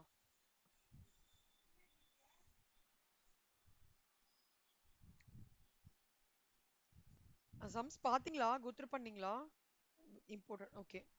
இப்போ அடுத்தது வந்து எக்ஸ்போர்ட்டட் கூட்ஸ். எக்ஸ்போர்ட்டட் கூட்ஸ்ல வந்து எப்படின்னா அதே அதே இதுதான் வரும். Seller and buyer no interest, one of them has no interest in the business of the other. இந்த மாதிரி கண்டிஷன்ஸ் இருந்தா price is taken into consideration, சரியா? இதுல கஸ்டம்ஸ் வேல்யூ ரூல்ஸ் 2007ல வந்து நிறைய சொல்றாங்க. மெத்தட் ஆஃப் வேல்யூவேஷன் எப்படி அப்புறம் export valuation by comparison, computed value method, residual method, declaration by exporter எல்லாமே சொல்றாங்க. Computation of assessable value and duties. ஓகேவா? இப்போ வந்து ரேட் ஆஃப் டியூட்டி வந்து applicable to any imported goods வந்து will be the rate and valuation in future. Goods வந்து home கண்ட்ரிக்கு enter ஆகுதுன்னா நம்மளுக்கு ஆல்ரெடி தெரியும் இல்லையா, பில் ஆஃப் என்ட்ரி ப்ரெசென்ட் பண்ற ரேட்டு தான் எடுத்துக்கணும். கரெக்டா? அதே மாதிரி from warehouse for home கன்சம்ஷனும் அதே தான் எடுத்துக்கணும். ஓகேவா? எனி அதர் கேஸ்னா date on which duty is paid, இது ரெண்டும் இல்லாம வேற ஏதாவது இருந்ததுன்னா டியூட்டி இஸ் பெய்டு.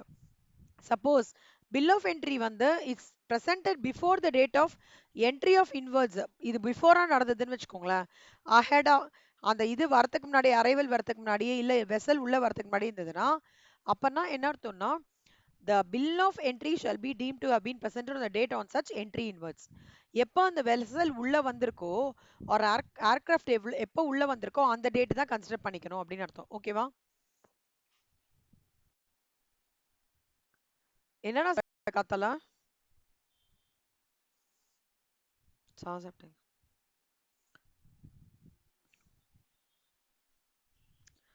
நான் சாப்பிட்டேன்டா.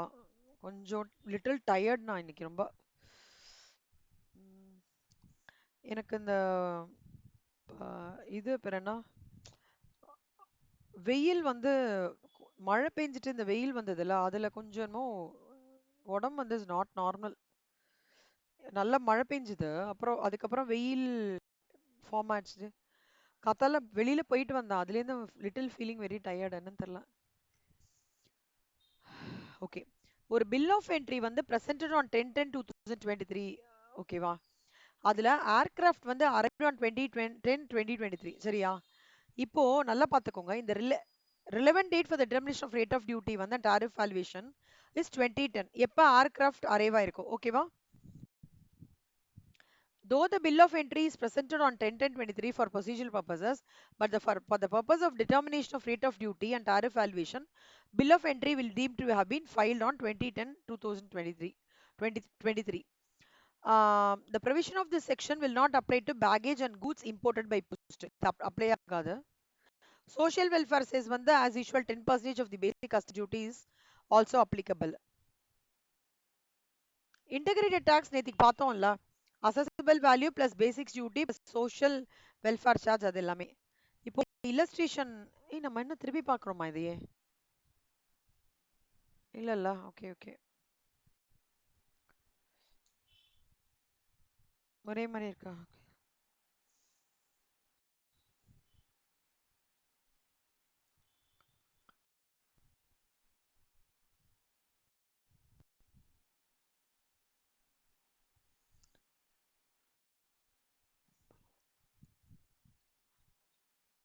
உங்களுக்கு டியூட்டி இல்லையா?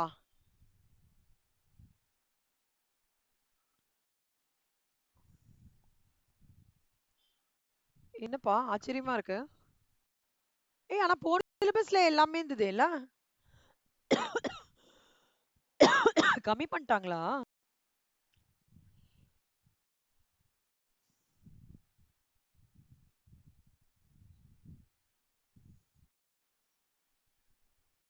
அவ்வளவுதான் முடிஞ்சிருச்சு.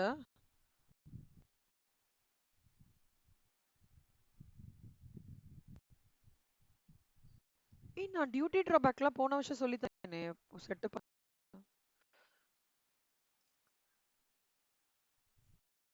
ஆமா,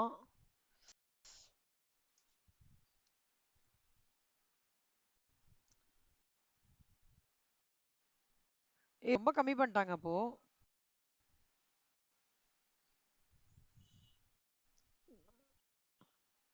அப்படியா?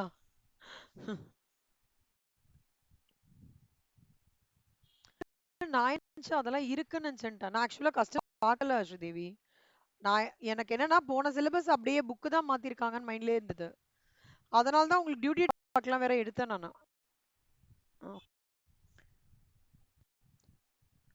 சரி ஓகே, அப்பனா சரி ஓகே, இதுவும் ஒரு நல்லது, அவ்வளவுதான்.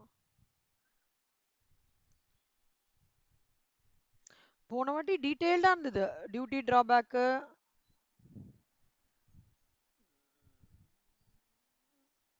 ஓகே. சரி பரவாயில்ல. இப்போ வந்து இம்போர்ட்டட் வந்து 2 lakhs, பேசிக் கஸ்டம்ஸ் டியூட்டி வந்து 10%, வெல்ஃபேர் இது 18%. ஏய் அதே மாதிரி சம் இருக்கு. ரிப்பீட் ஆகுதா? ஓ கிளப்டா கிளப்டா கொடுத்துருக்காங்க போல இருக்கு. எல்லாமே போட்டா ஓகே ஓகே. அப்போ ஆல்மோஸ்ட் நம்ம முடிச்சு ஃபிளாக் எண்டுக்கு வந்துட்டோம்னு நினைக்கிறேன்ல. எக்ஸ் அண்ட் கோ.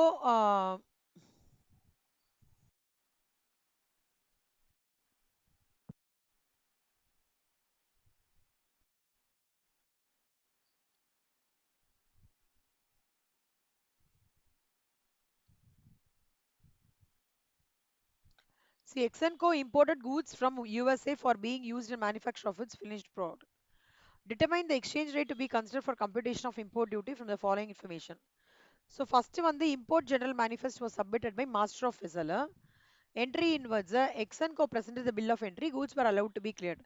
இப்போ இந்த ரிலவெண்ட் டேட் என்ன அப்படின்னு கேட்குறாங்க. எப்போவுமே ரிலவெண்ட் டேட்டோட தான் நம்ம வந்து சிபிசிஐசி தான் இது பண்ணணும். ஓகேவா? நல்லா ஞாபகம் வச்சுக்கோங்க. Combination of CBCIC and bill of entry, அதான் காம்பினேஷன். ஸோ சிபிஎஸ்சி எதுவும் பில் ஆஃப் என்ட்ரி என்ன 64.50, அதான் ரேட்டு. ஓகேவா?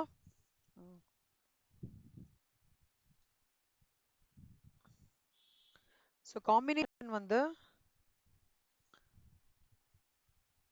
CBIC plus bill of entry.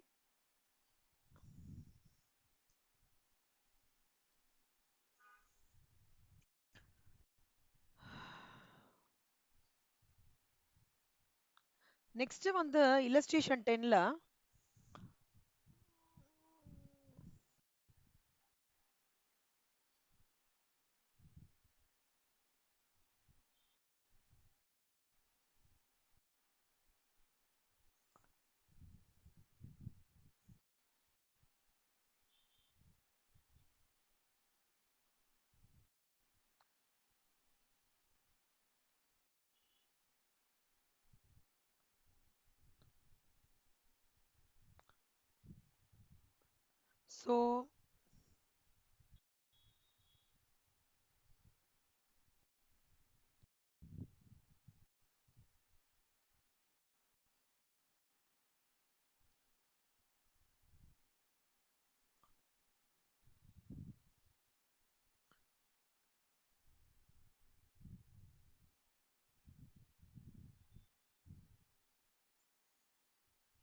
So CAF value வந்து 5500. ஓகேவா? Imported machinery by air from Germany. Bill of entry வந்து 21/2024. Entry inwards வந்து is granted on 25/1. Relevant information. So CI value of machine 5500. ஓ சிஏஎஃப்லேருந்து இப்போ back side வரும்.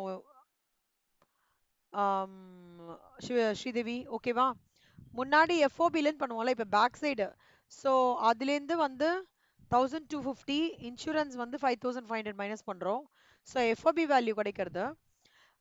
ஏர் freight வந்து since the air freight is more than 20% of the FOB, 20% of the FOB shall be consider. Oh minimum வந்து 20% of FOB.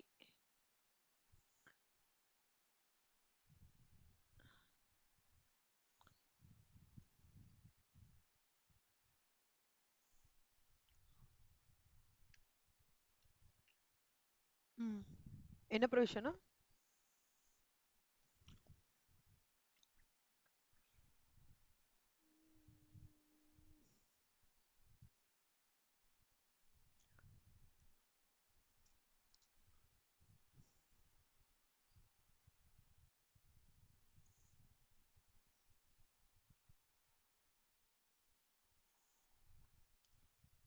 O okay okay okay.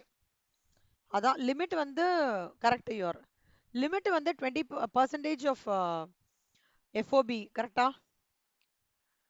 So எஃப்ஓபியில் வந்து 20% 830ன்றது இங்கே consider பண்ணியிருக்காங்க. நீங்கள் சொல்கிறது அது மேட்ச் ஆயிருக்கு.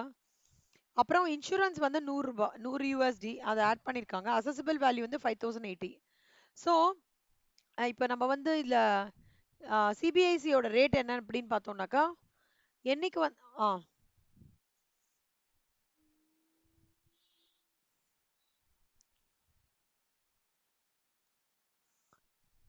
யூஎஸ் டாலர்ல. ஆமா. ஸோ சிபிஎஸ்சியோட ரேட் என்ன? ஒரு யூஎஸ்டி வந்து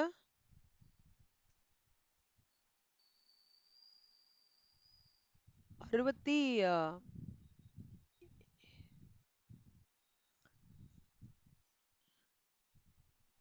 ஆ சாரி, சிபிஎஸ்சியோட ரேட்ல. ஓகே, 66 ரூபாய். ஸோ 3,35,280. ஸோ இது பண்ணிட்டோம்னா அதுலேருந்து as usual customs duty 10%, social welfare charge வந்து இதுலேருந்து 10%, 3,94. அப்புறம் ஐஜிஎஸ்டி வந்து இதில் வந்து 18%. அப்போ இது ஆட் பண்ணாக்கா you will get your total duty payable. ஓகேவா? புரியுதா ஸ்ரீதேவி?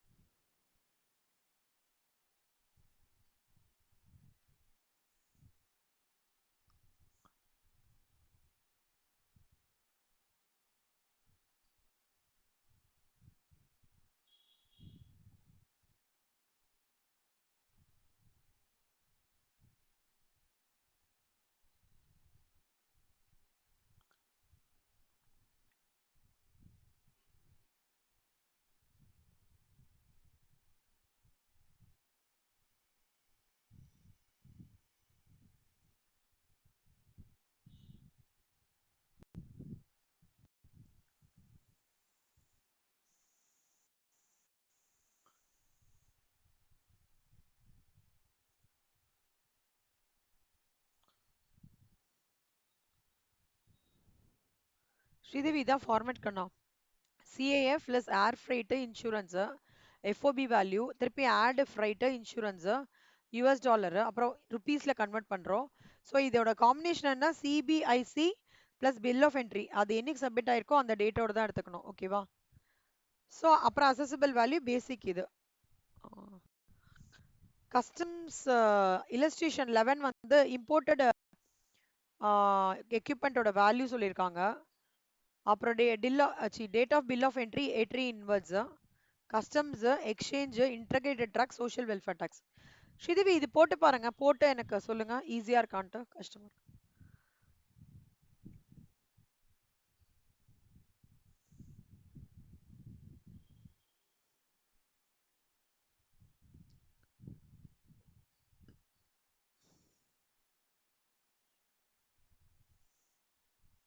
இது வரும் போல இருக்கு ஸ்ரீதேவி, இந்த கஸ்டம்ஸ் டியூட்டி கால்குலேஷன் கண்டிப்பா புக்கு சம்ஸ் தான் வரும்னா ஸ்ரீதேவி ஃபுல்லாவே.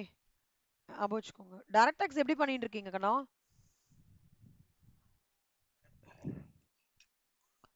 பண்ணிட ஆரம்பிச்சிட்டிங்களா? Very good.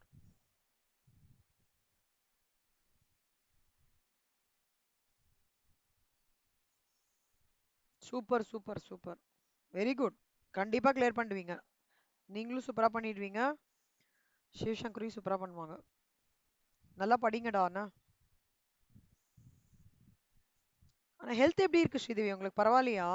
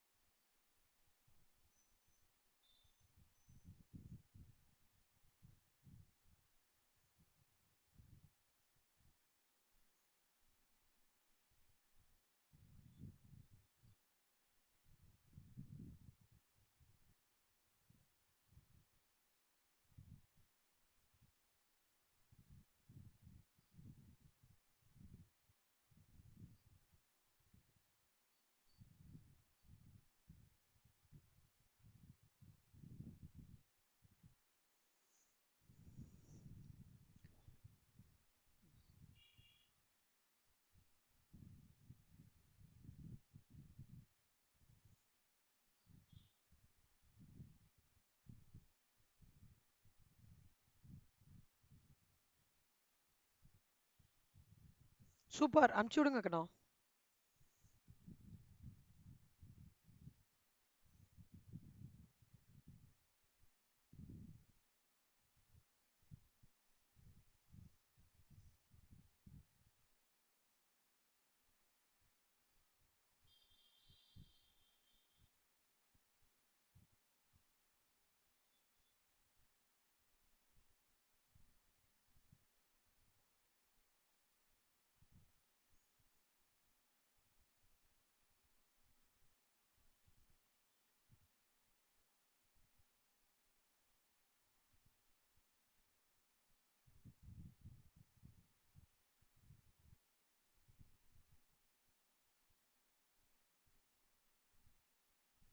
அனுப்பிச்சிட்டீங்களா கண்ணா? ஆ ஓகே ஓகே தான்.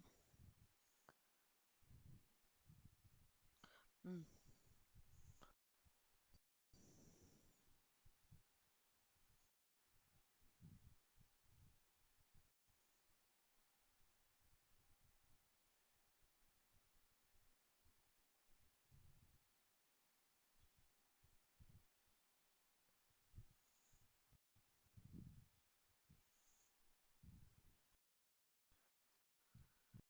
இங்க என்ன என்ன ப்ராப்ளம் ஆச்சு ஸ்ரீதேவி உங்களுக்கு?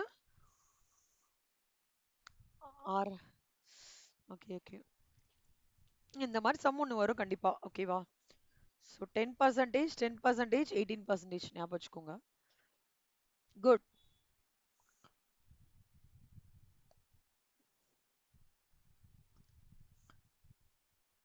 ஏய், நேத்திக்கு ஒரு விஷயம் தெரியுமா? நம்மளோட சிஎம்ஏவோட கான்வெகேஷன் நேத்திக்கு நடந்தது. தெரியுமா உங்களுக்கு? பாத்தீங்களா குரூப்? ஓ, அந்த நேத்திக்கு யூடியூப்ல பார்த்தேன். அப்ப நினைச்சிருந்தேன் ஸ்ரீதேவி, நீங்க சிவசங்கரி எல்லாம் one day you should also bring your பேரண்ட்ஸ்ல. நீங்க பாத்தீங்களா அந்த ஃபங்க்ஷனு? சூப்பரா பேரண்ட்ஸ்லாம் கூப்பிட்டு இருந்தாங்க. நாங்க போகும்போது பேரண்ட்ஸ்லாம் கிடையாது. அதாவது இது பண்ணும்போது, but I was just thinking.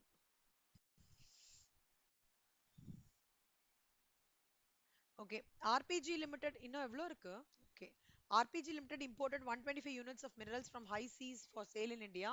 Selling price is exclusive of India. Freight from port to depart, insurance, basic, total customs duty. So இந்த greatest quantity நம்ம பார்க்கணும் இல்லையா? ஸோ இப்போ வந்து 130 ஃபர்ஸ்ட்லேருந்து பார்க்கலாம். இப்போ வந்து டோட்டல் குவான்டிட்டி வந்து 130, அதுக்கு வந்து 90, அதாவது எப்படி சொல்றாங்கன்னா 60 பிளஸ் 70 வந்து 130, சரியா?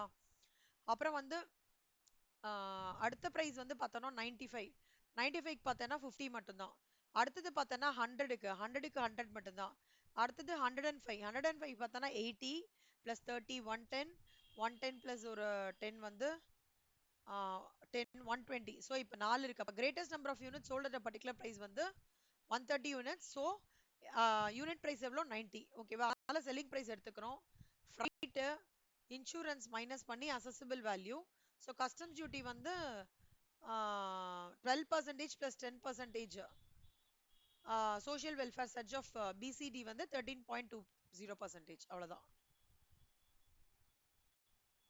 12%, ஓகேவா? அதான் இங்க 12%. அப்புறம் சோஷியல் வெல்ஃபேர் சார்ஜ் வந்து 10% இருக்குல்ல, அதான்.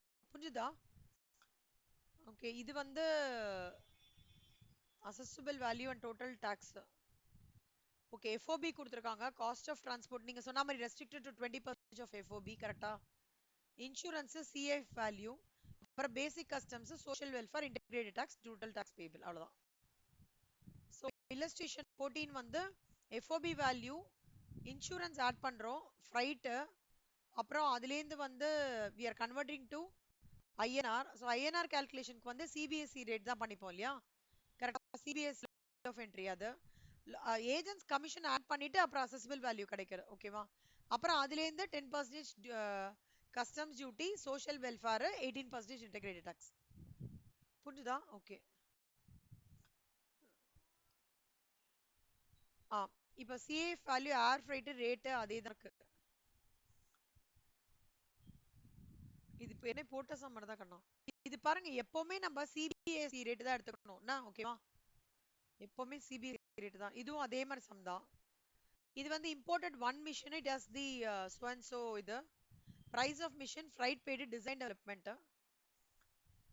ஆ ஸ்ரீதேவி இல்லஸ்ட்ரேஷன் 16 போடுங்க பாருங்க, போடுங்க கண்ணா. ம்.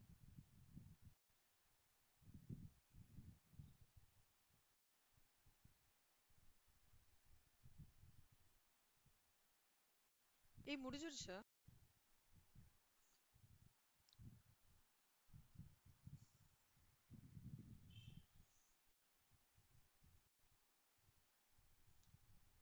நான் உனக்கு டெக்னிக் ஒன்று சொல்லித்தரேன் ஸ்ரீதேவி.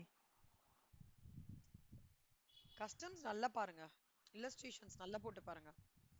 அப்புறம் நான் முக்கியமான டெர்மினாலஜி சொன்னேன்ல, 10%ல 10%னா 50 மார்க்குக்கு 10 மார்க் இதுலேருந்து வரும். ஸோ 10 மார்க் இதில் எடுத்துடலாம், எம்சிக்யூஸ்லாம் கவர் பண்ணி. ரிமைனிங் 40 மார்க்குக்கு வந்து சம்ஸ் மட்டும் பாருங்க, ஜிஎஸ்டியில் வெறும் சம்ஸ் மட்டும். அதுக்கு ஒரு ஒரு 6 ஹவர்ஸ் ஆகும்னு வச்சுக்கோங்க. 6 ஹவர்ஸ்க்கு மேலே ஆகாது. சம்ஸ் மட்டும் கண்ணா, ஜிஎஸ்டி சம்ஸ் மட்டும். அதுக்கப்புறம் தியரி வாங்க. இப்படி பண்ணீங்கன்னா 50க்கு ஷுவர் ஷார்ட்டா 30 எடுத்துருவீங்க. 30 32 ஆமா 30 to 35 கண்டிப்பா எடுத்துருவீங்கண்ணா. ரிமைனிங் 15 மார்க்ஸ் தான் நீங்க எல்லா ப்ரொவிஷன்ஸ்ல இருந்து எல்லாமே படிக்கணும். புரியுதா?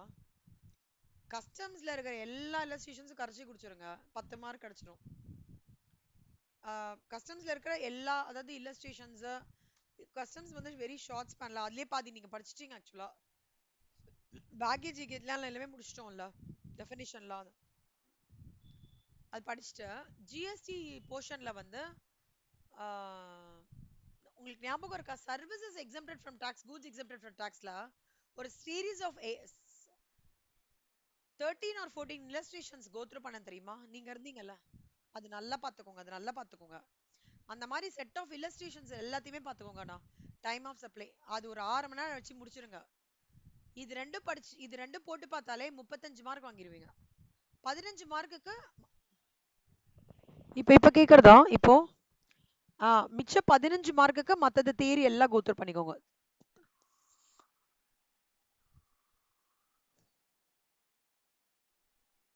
In between if I get any information I'll share you. சரி நீங்க போடுங்க, சாரி டிஸ்டர்ப் பண்ணிட்டேன்.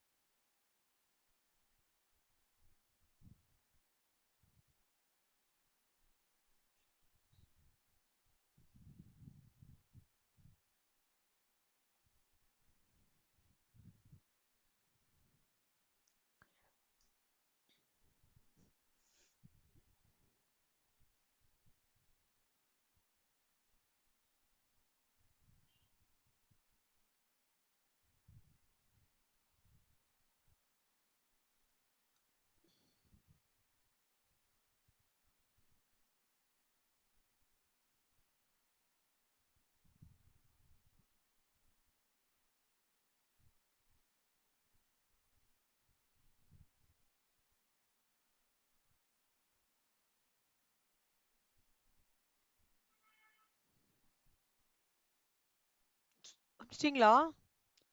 ஈஸியா இருக்கா கண்ணா?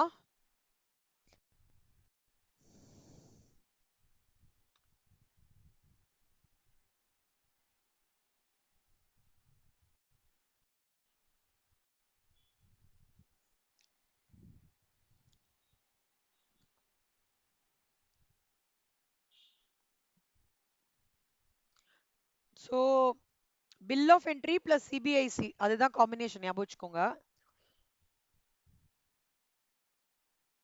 Good, very neat, super.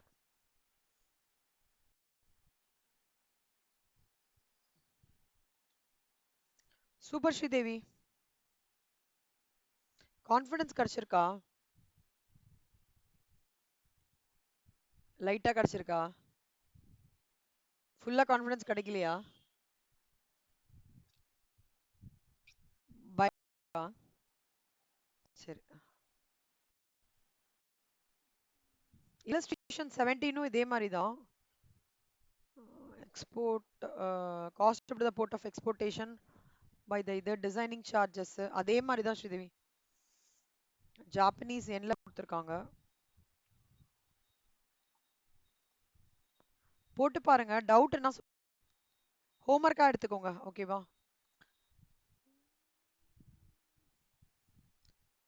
So நீங்க ரெண்டுத்த போட்டு தான் நான் நம்மளோட இதுல போட்டுடுறேன். இது லாஜிக்லாம் புரிஞ்சது இல்லடா, நான் எக்ஸ்பிளைன் பண்ணிட்டோமா?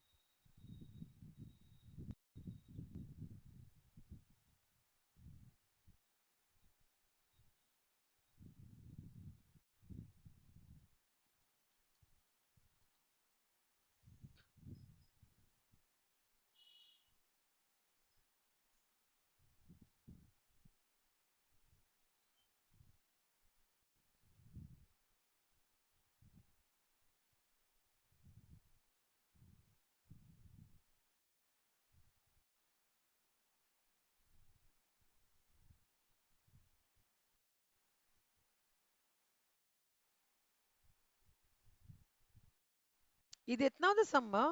இந்த 15ஆ? தோ இப்போ சாரி சாரி, இது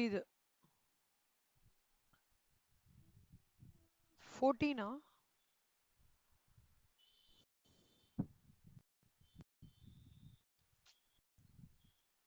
14ஆ கண்ணா அது? 11, ஓகே ரைட். ஓகே, ஸோ இன்னும் நம்ம சர்வீஸ் எக்ஸம்ப்டட் ஃப்ரம் இருக்கா?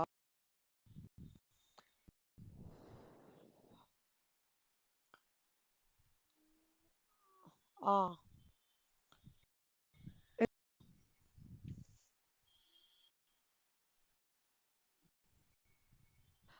okay, okay. A commodity is imported in India from a country covered by notification issued by the central government. Assessable value, quantity import, basics, IGST, anti-dumping duty. Dumping na என்னடா அர்த்தம்?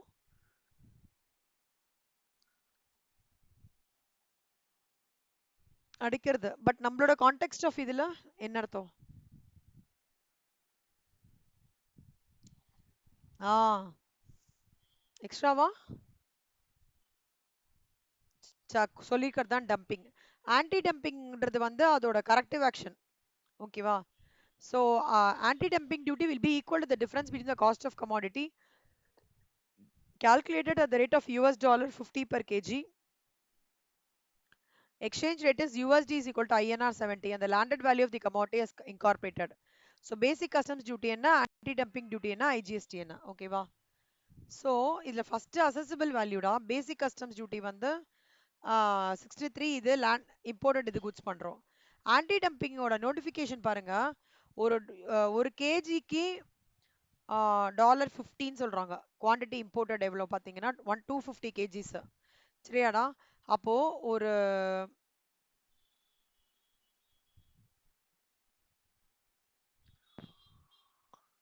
250 kgsஆ? சரி, kgs.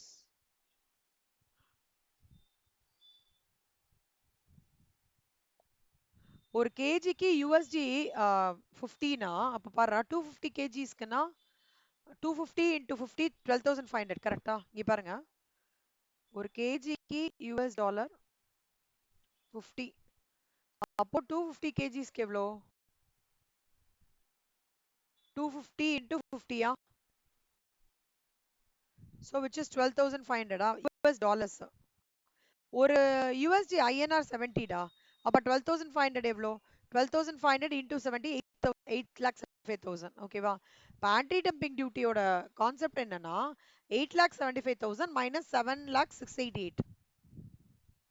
இது minus பண்ணனாக்கா 1,74,312 கிடைச்சிரும். அப்புறம் அதுல வந்து value for living IGST ஓட concept வந்து பார்த்தோம்னாக்கா 8,75,000ல 18%. ஸோ 1,57,500. ஸோ கஸ்டம்ஸ் டியூட்டி டோட்டலா என்ன இருக்கும்? First one customs, social welfare chess, ஓகேவா? அடுத்தது வந்து ஆன்டி டம்பிங் டியூட்டி, அப்புறம் கடைசியா ஐஜிஎஸ்டி. புரிஞ்சுதா?